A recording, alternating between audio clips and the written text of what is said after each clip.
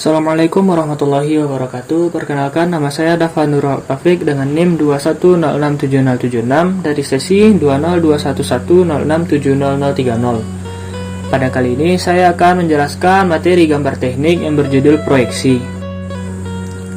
Pengertian proyeksi. Kata proyeksi secara umum berarti bayangan. Gambar proyeksi berarti gambar bayangan suatu benda yang berasal dari benda nyata atau imajiner yang dituangkan dalam bidang gambar menurut cara-cara tertentu.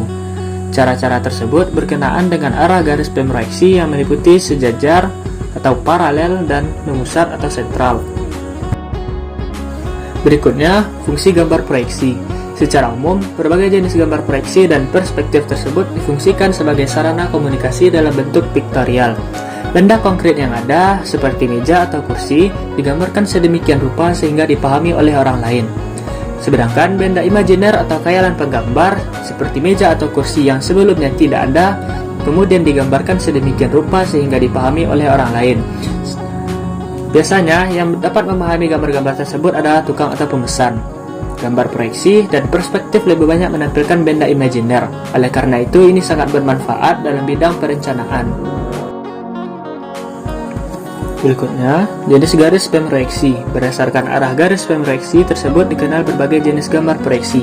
Garis pemroyeksi yang sejajar tegak lurus terhadap bidang gambar menghasilkan gambar proyeksi ortogonal yang terdiri dari proyeksi Eropa, proyeksi Amerika, dan proyeksi aksonometri. Garis pemroyeksi yang sejajar tetapi miring terhadap bidang gambar menghasilkan proyeksi oblik atau miring. Sementara garis pemroyeksi yang memusat atau sentral terhadap bidang gambar menghasilkan gambar perspektif.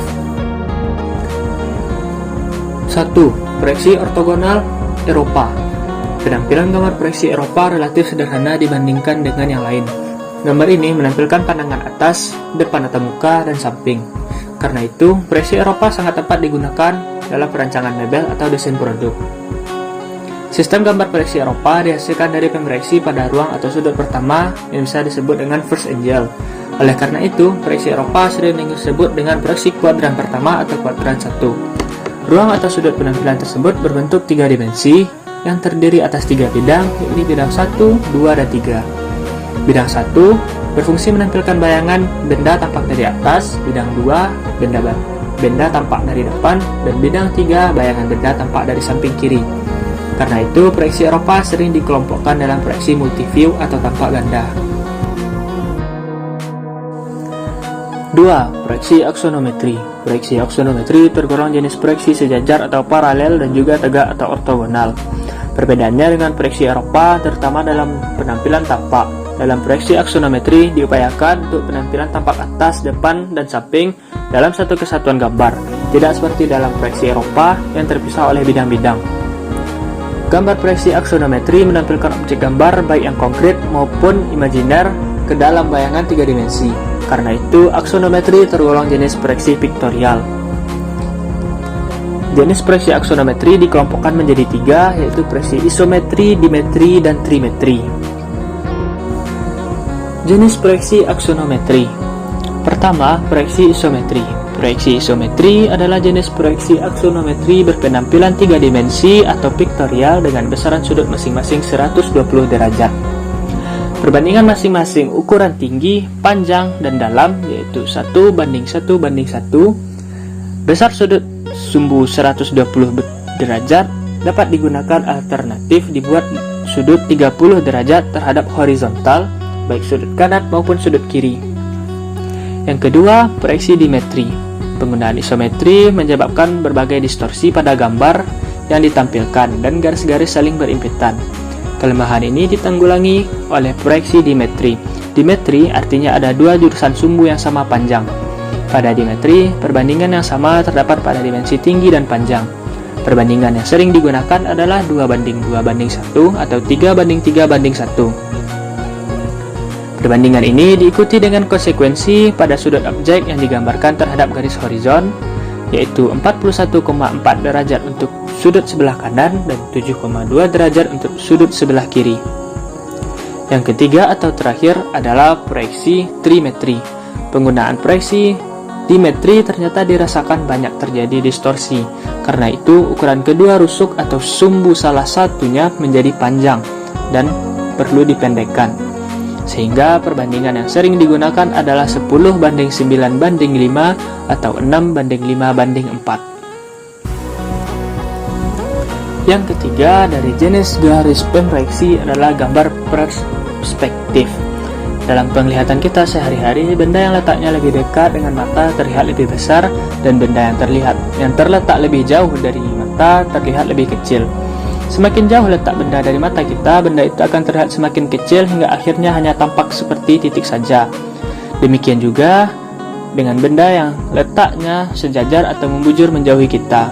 Semakin jauh dari mata, keduanya akan terlihat semakin berdekatan hingga akhirnya saling berimpit dan menjadi satu titik. Seperti halnya dalam proyeksi Eropa, maka dalam gambar perspektif pun diupayakan agar bidang-bidang yang semula saling berpotongan harus dibentangkan menjadi bidang datar. Bidang mata dibentangkan ke atas menjadi sejajar dengan bidang tafrir, begitu juga dengan bidang tanah yang dibentangkan ke bawah menjadi sejajar dengan bidang tafrir. Gambar perspektif dapat diserhadapkan atau dibedakan seperti berikut. Perspektif satu titik lenyap atau one point perspektif. Sistem perspektif ini digunakan untuk menggambarkan objek atau benda yang letaknya relatif dekat dengan mata.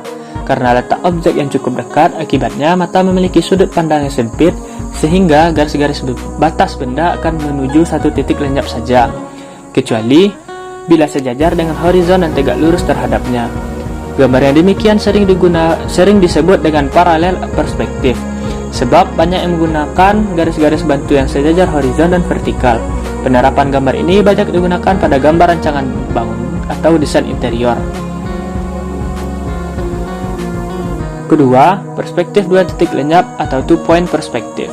Sistem gambar ini digunakan untuk menggambarkan benda-benda yang letaknya relatif jauh dan letaknya tidak sejajar atau serong terhadap mata pengamat. Karena posisi pengamat jauh dengan objek, maka sudut pandang mata melebar. Akibatnya garis-garis batas benda akan menuju titik lenyap sebelah kiri dan kanan. Gambar ini sering digunakan untuk desain eksterior. Yang ketiga atau terakhir, perspektif tiga titik lenyap atau three-point perspektif. Gambar perspektif ini muncul akibat benda atau objek yang diamati jauh di bawah atau ke atas horizon. Oleh karenanya, sudut pandang mata melebar ke segala arah. Perspektif ini banyak digunakan untuk menggambar arsitektur bangunan yang serba tinggi. Hanya ini yang dapat saya sampaikan. Jika ada kesalahan atau kejanggalan, saya mohon maaf. Sekian dan terima kasih. Assalamualaikum warahmatullahi wabarakatuh.